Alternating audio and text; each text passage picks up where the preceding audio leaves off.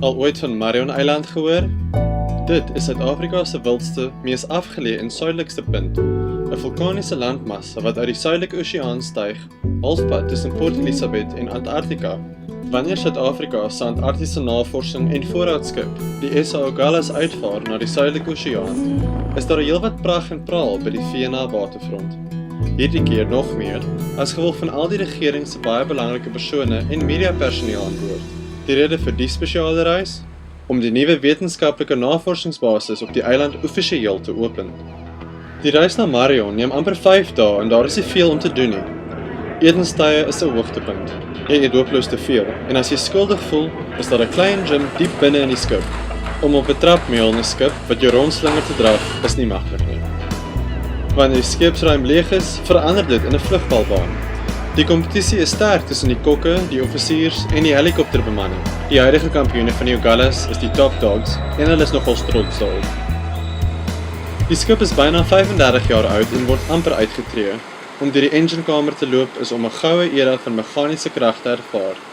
Dit is so groot en maak so baie geraas dat 'n mens skaars kan glo daar is mense wat weet watter knoppie om te druk en watter handvatsel om te trek. Die Agulhas hardloop op diesel en gebruik omtrent 12.000 liter per dag.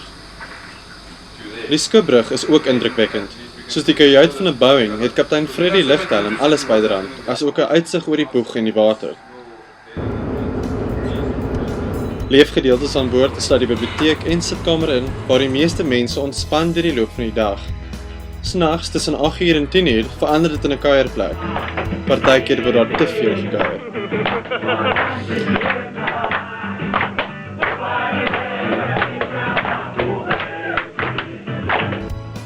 Die kajuite is kompak, tot en met 4 mense deel 'n spasie kleiner as 'n gemiddelde kantoor en 'n badkamer so groot soos 'n stemhokkie.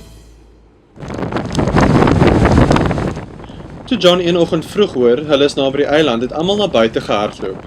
Binne-in 'n sterk stormwind en sweepende reën. And here we have it. We've pulled in close to the base and hopefully the helicopters will be able to fly.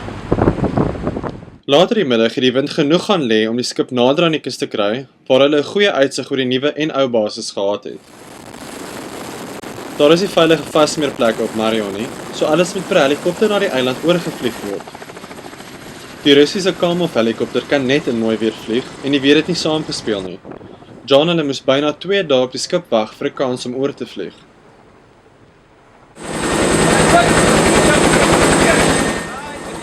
Nadat hulle geland het, is die gaste op 'n toer van die nuwe basis geneem. Die opwekkerkamer, kombuis, sitkamers, braaiarea, slaapplek, gym, wetenskaplike laboratoriums. Daar selfs 'n sonne en 'n jacuzzi. Die totale boukoste van die nuwe navorsingsbasis was R200 miljoen en sal 'n uiters waardevolle basis vir belangrike wetenskaplike werk wat op die eiland plaasvind bied. Om rond te stap op Marion is moeilik. Die weer draai 'n oogwink en die eiland bestaan hoofsaaklik uit sponsmodder. Sponsrige, deurnat lappe grond. Niemand gaan buite sonder rubberstewels en waterdig broeke nie. Die eerste middag stap John na Tripod strand om 'n kolonie koningpikkewyne te sien. Daar was ook 'n paar enorme groot albatrosse wat besig was met 'n fascinerende vlerksleepritueel.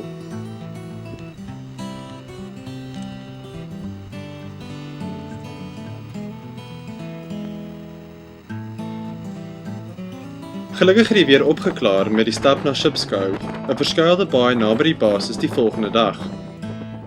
Bruin albatrosse broei in die grasbedekte kraanse en daar is 'n kolonie koningpikkewyne onder op die strand. Die middag stap John na die piek van Junior se kop, 'n vulkaniese krater agter die basis. Dit was 'n tyd samengeploeter, maar die uitsig van daarbo was ongelooflik. We've made it to the top. Die laaste oggend het John vir 'n vinnige stap gegaan om na die see-olifante te gaan kyk. Hulle is massief en kan meer as 1 kilometer diep duik in vriesende water. John en die lede van Marion 67, die 67ste Marion Eiland oorwinteringsspan gegroet en per helikopter vir 'n kort vlug na die skip vertrek. John meen dat hy dalk nie 'n jaar op die eiland sal geniet nie, maar 2 dae was net te kort.